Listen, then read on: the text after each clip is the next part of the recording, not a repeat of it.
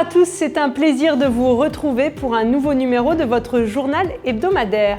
Voici les principaux titres de cette semaine. Le tournage du téléfilm Meurtre à Saint-Martin a débuté le 3 juin. Cette semaine, 8 jeunes de la mission locale ont été invités à venir observer le travail des équipes.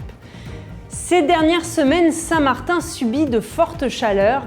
La saison cyclonique a officiellement débuté le 1er juin. Nous parlerons météo. Et l'actualité, c'est aussi ce départ à la retraite de Paul Dinan, 37 ans, a œuvré pour la natation à Saint-Martin. Nous vous proposons son portrait en fin de journal. Et pour débuter ce journal, ce matin, le mouvement de grève à la collectivité a durci. Depuis le 29 mai, certains agents sont en grève illimitée. Des négociations ont été entamées le 31 mai dernier et un service minimum était assuré depuis à l'hôtel de la collectivité. Ce matin, la route devant la collectivité a été barrée et de nombreux agents se sont rassemblés à l'appel des syndicats. La collectivité a été fermée aux administrés. On écoute l'un des syndicalistes. Hier, nous avons été donc en réunion comme prévu, après 15 jours de négociations qui se déroulaient dans de bonnes conditions, même si ça traînait, qu'on n'était pas forcément d'accord, c'est normal, les négociations. Et là, on s'est retrouvé avec une direction qui était réduite à 2 personnes au lieu des 4 ou 5 qu'ils avaient d'habitude, dont la grosse absence, celle du DGS.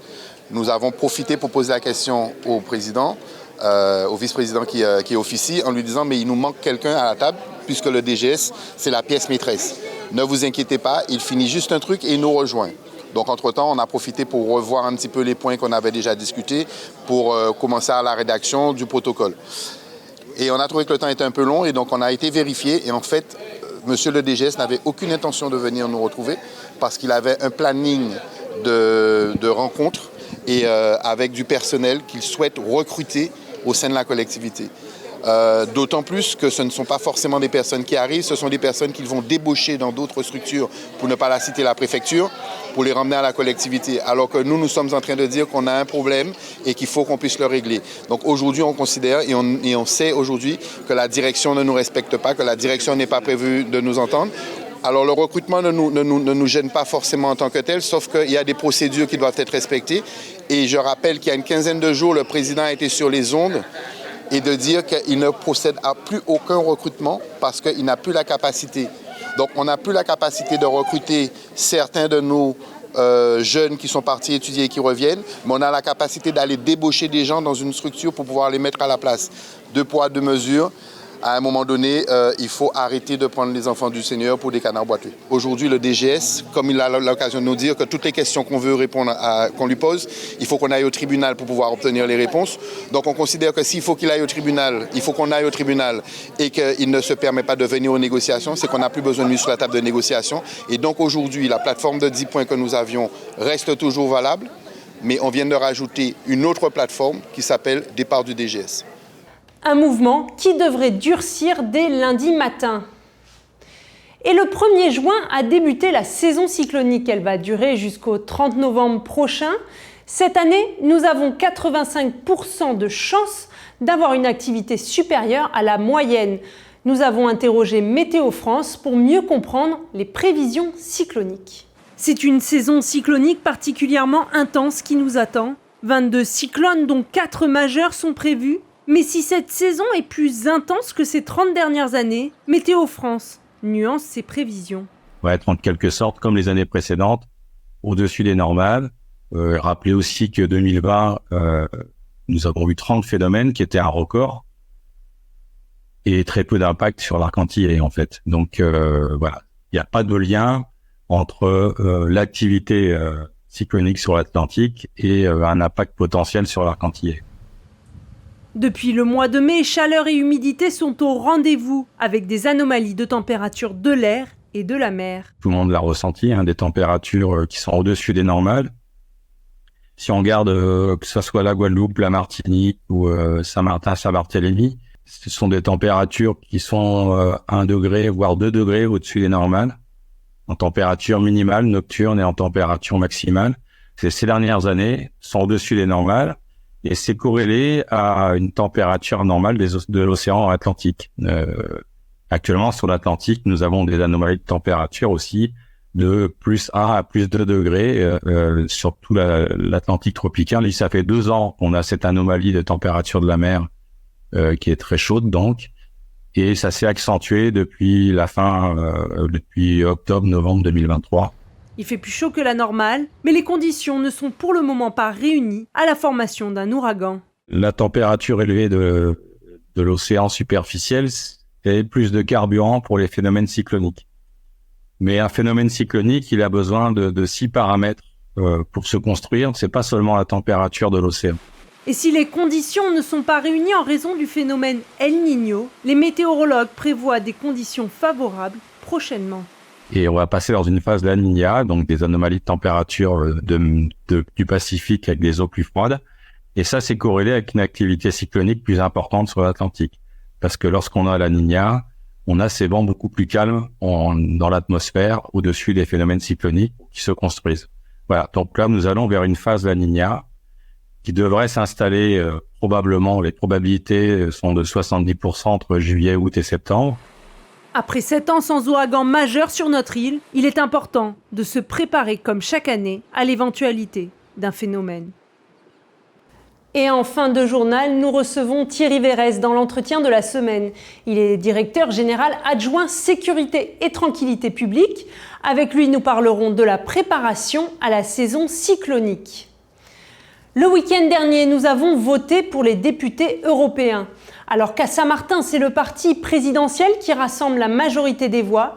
Sur l'ensemble du pays, c'est le parti d'extrême droite, le Rassemblement national, qui arrive en tête.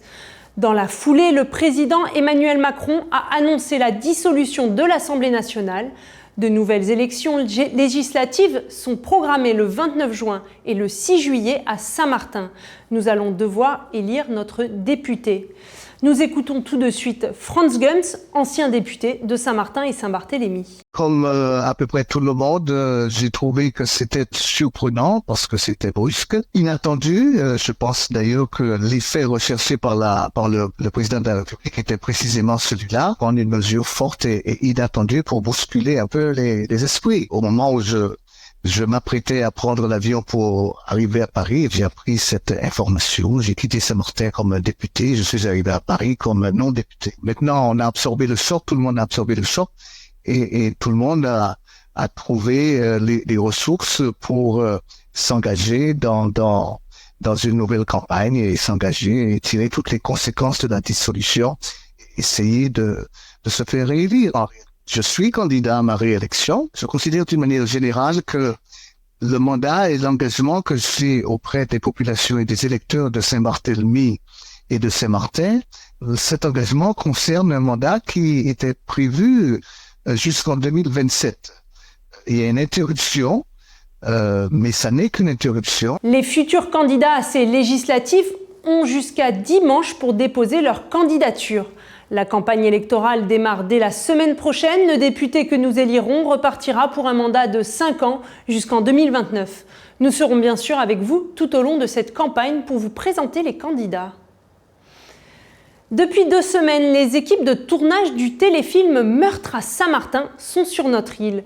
Lundi matin, ils étaient à Golden Grove Farm et 8 jeunes de la mission locale étaient invités à découvrir le monde du film. De l'action, il y en avait ce matin sur le tournage du téléfilm. Une scène tournée sous les yeux des 8 jeunes de la mission locale. De quoi donner de nouvelles ambitions à Jourdain. Oui, ça m'a plu beaucoup. Ça me donne envie de m'engager sur les scènes de film. De devenir acteur, quoi. De jouer un rôle dans quelque chose de spécial que tout le monde va regarder. Pour d'autres, c'était l'occasion de se conforter dans le choix des études. Maël est en terminale et à la rentrée prochaine, c'est vers l'audiovisuel qu'il se dirige. Ces quelques minutes passées sur le tournage lui ont permis de mieux appréhender le milieu. Je pensais pas qu'il y avait autant de monde. Je pensais que c'était plus une équipe plus réduite, mais en fait on se rend compte qu'il y a une bonne trentaine de personnes, je pense, qui travaillent dans plusieurs postes. Ouais, moi je suis plus dans la branche audio, mais le cinéma c'est aussi ça me passionne aussi. C'est comme ça rejoint l'audiovisuel en général, pourquoi pas. Et action! Un tournage qui avait lieu pour la 2e journée à Colombier. Technicien de l'image, du son. Allez bien le silence, ça tourne. Maquilleur, chef décorateur ou habilleuse, tous les métiers étaient représentés. Une rencontre qui a eu lieu grâce à la mission locale. Nous voulions faire découvrir le milieu du tournage, tout ce qui est film et séries télé à nos jeunes, à certains jeunes de la mission locale qui sont pour certains intéressés par ce milieu, par ce monde, et d'autres pour juste découvrir ce que c'était de tourner un film ou une série à Saint-Martin. Les jeunes ont rencontré les différents techniciens. La productrice a pris le rôle de guide sur cette visite de tournage.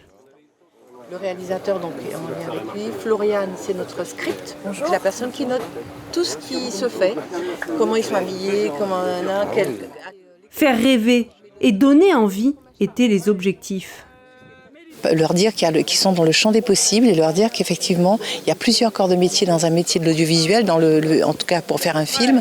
Donc ils avaient aussi la possibilité d'y croire, la possibilité de faire, la possibilité de proposer. C'est pour ça que je voulais qu'ils voient aussi comment se passe un tournage, qu'il y a énormément de gens. Il y a une 60aine de personnes sur un tournage.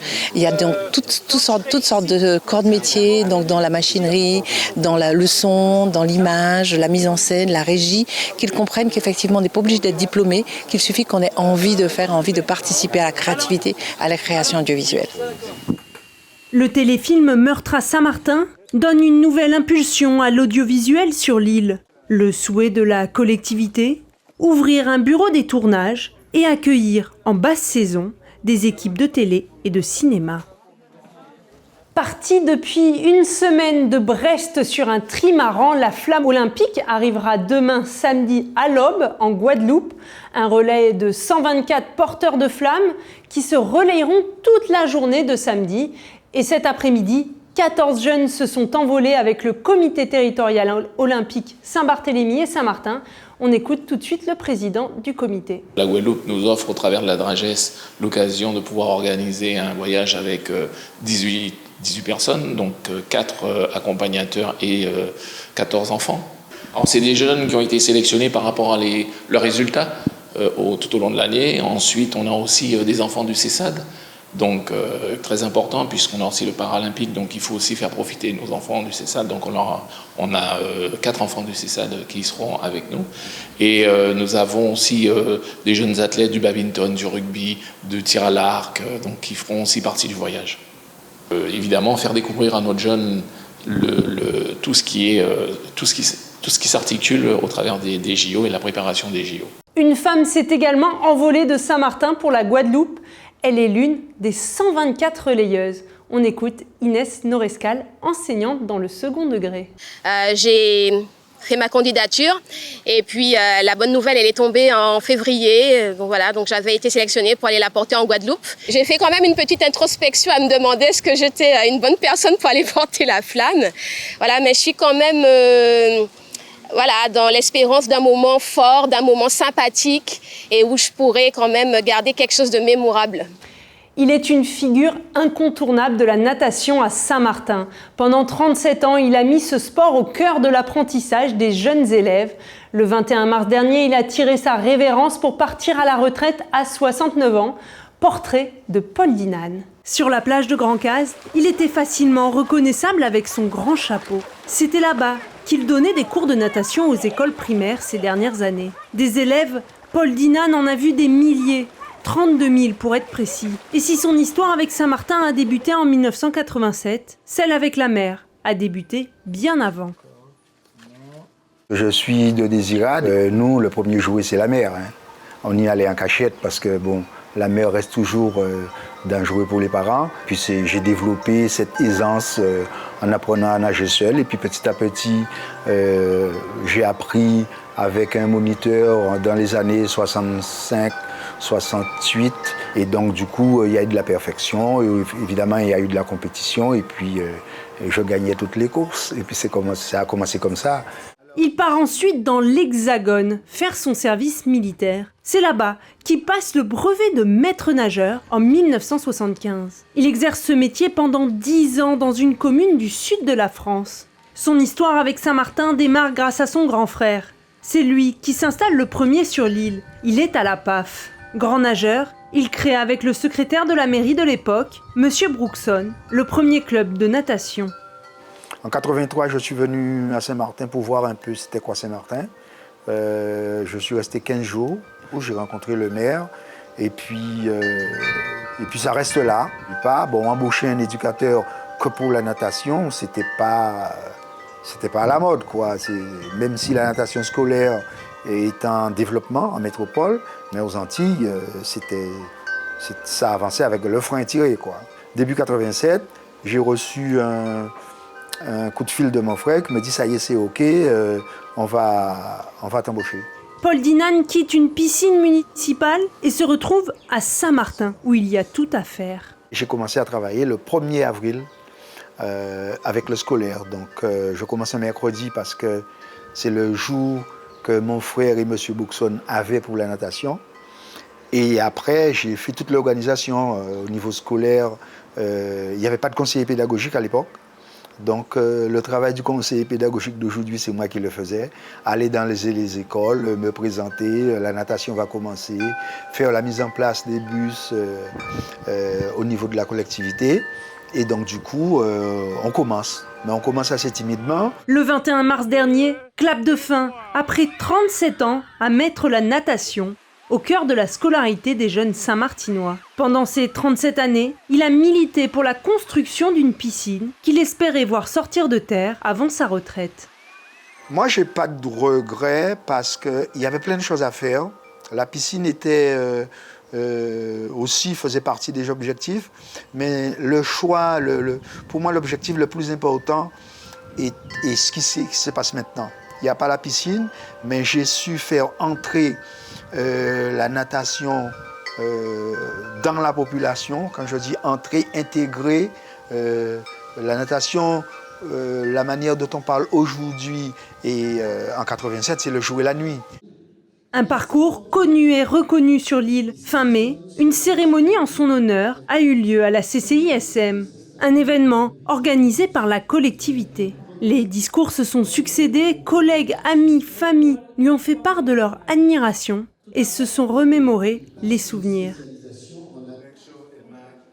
Beaucoup de souvenirs avec Paul. Il m'a appris beaucoup de choses. Je suis venu là quand j'avais 20 ans et là maintenant j'ai 52 ans. Et ça fait vraiment plaisir de travailler avec Paul pour 32 ans et c'est tout.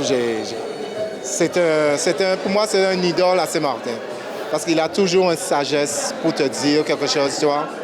J'ai connu Paul, ça fait très longtemps en fait, par l'école primaire de Grand-Case. Donc ça remonte à beaucoup d'années, je crois en 1990 ou 91 par là. Par la suite, il m'a accepté dans le club de natation. Et c'est par la suite, on a commencé cette aventure dans le club en tant que nageur. Et si Paul part à la retraite, ce n'est sûrement pas pour se tourner les pouces. Il a déjà de nombreux projets. Et on reste sur la thématique de la mer. Ce week-end se déroule la 13e édition de la Fête de la mer à Grand-Case, un événement devenu incontournable sur l'île. De nombreuses activités nautiques seront proposées pendant ces 2 jours aux petits et grands, ainsi que des initiations. Et après la Fête de la mer, un nouveau bureau prendra la succession à la tête de l'association du nautisme Métimer. Ils ont été élus lors d'une assemblée générale du 16 mai dernier. Sur les 7 membres de l'ancien bureau, 3 ne se sont pas représentés, dont la présidente. C'est donc Matt Balège qui prend cette fonction avec comme vice-président Joanne Pidou. On écoute le nouveau président de l'association. Je me sens pas mal engagé sur le nautisme, à Saint-Martin particulièrement, ayant grandi ici quasiment toute ma vie. Le bateau, le nautisme, c'est ma passion, des choses à faire. Il y a une vraie dynamique sur le nautisme actuellement. La collectivité, elle est aussi dans un nouvel essor avec plein de nouvelles choses qui arrivent. Et je pense qu'il y a vraiment quelque chose à faire, en tout cas ne pas laisser filer l'opportunité avec Métimer de pouvoir avancer sur le nautisme. Il fallait que quelqu'un d'entre nous y aille. Je pense que c'est à mon tour de prendre un peu le flambeau et d'essayer de faire le maximum pour aider le nautisme à Saint-Martin, continuer à travailler sur les projets que Béatrice et l'ancien CA avaient commencé et de faire notre mieux pour arriver avec des nouveaux projets. Dans le cadre de la sensibilisation à la littérature, le Collège Mont des Accords a accueilli le vendredi 7 juin l'autrice martiniquaise Nicole Cage. Ce sont des élèves de CM2 et du collège qui ont pu profiter de cet événement. L'espagnol, Vol avec elle ou encore Confidentiel. Des livres écrits par l'autrice Nicole Cage. Des écrits destinés à un large public. On y retrouve des sujets de la société martiniquaise. Pour elle, il est important de sensibiliser les jeunes à leur identité culturelle. Ces moments sont des moments privilégiés et donc chaque fois que je suis invitée à rencontrer les jeunes, je le fais. Il y a des dispositifs qui se mettent de plus en place. Le Pass Culture, en Martinique, on a Jeunes en librairie qui permet vraiment aux jeunes de rencontrer les auteurs, de connaître les goûts littéraires des auteurs. L'écriture, la littérature peut faire partie de leur quotidien, de leur vie. Noah, élève de CM2, et Naïli, élève de 5e, ont découvert cette autrice. Ça va m'aider à apprendre plus de choses sur les histoires, les écritures. C'est intéressant qu'elle soit venue pour nous raconter sa vie ou tout ce qu'elle a vécu. L'intervention de l'autrice n'aurait pu se faire sans la documentaliste du collège. Depuis le début de l'année, elle a organisé une 15aine de rencontres avec des écrivains. Son objectif, susciter l'envie de lire. Me lancer dans l'écriture. La jeunesse doit être sensibilisée à la littérature parce que de nos jours, les jeunes évitent, n'aiment pas toucher le livre. Donc rencontrer un auteur, se dire que cet auteur écrit des livres, ça les incite à revenir au CDI et nous demander l'auteur. Avec des écrans toujours plus présents dans le quotidien des jeunes, l'école est aujourd'hui la porte d'entrée dans le monde du livre. Notre journal touche à sa fin. Merci de nous avoir suivis. Vous pouvez retrouver cette édition dès demain sur notre site yotv.fr. Restez avec nous, car tout de suite, c'est l'entretien de la semaine. Aujourd'hui, je reçois Thierry Verès. Il est directeur général adjoint sécurité et tranquillité publique. Avec lui, nous parlerons de la préparation à la saison cyclonique. Merci encore pour votre fidélité. Je vous donne rendez-vous la semaine prochaine sur YoTV. Passez un excellent week-end.